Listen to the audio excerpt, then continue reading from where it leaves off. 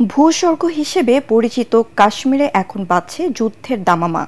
সীমান্তে গোলাগুলির পর যুদ্ধের প্রস্তুতি নেওয়া শুরু করে দিয়েছে ভারত ও পাকিস্তান।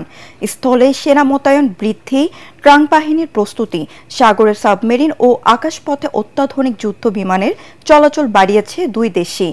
বিস্তারিত জানাচ্ছেন আসিফুর রহমান সাগর।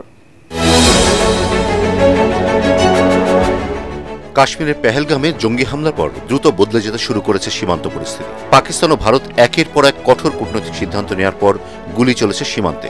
কাশ্মীরের 740 কিলোমিটার দীর্ঘ সীমান্তবর্তী নিয়ন্ত্রণ রেখা বরাবর ফায়ারিং করেছে তারা। এলওসিতে সিজফায়ার ভেঙে বৃহস্পতিবার রাত থেকে হঠাৎ গুলি চালাতে শুরু করে পাকিস্তান। গুলি চালায় ভারতীয় সেনারাও। শুক্রবার সকাল পর্যন্ত চলেছে এই গোলাগুলি।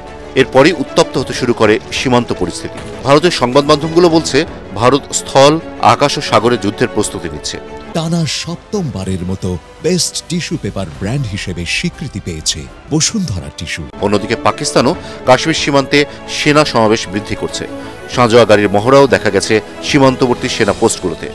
আরব সাগরে ক্রুজ মিসাইল সমৃদ্ধ সাবমেরিনগুলো শুরু করেছে টহল।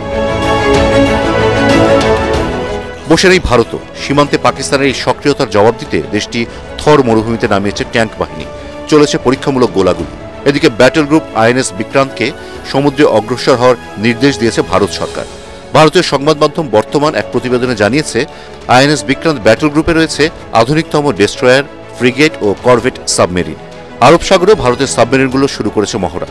এর পাশাপাশি আম্বালা এবং অমৃতসর থেকে গত 48 ঘন্টায় নিয়ম করে উড়েছে ভারতের অত্যাধুনিক যুদ্ধবিমান রাফাল।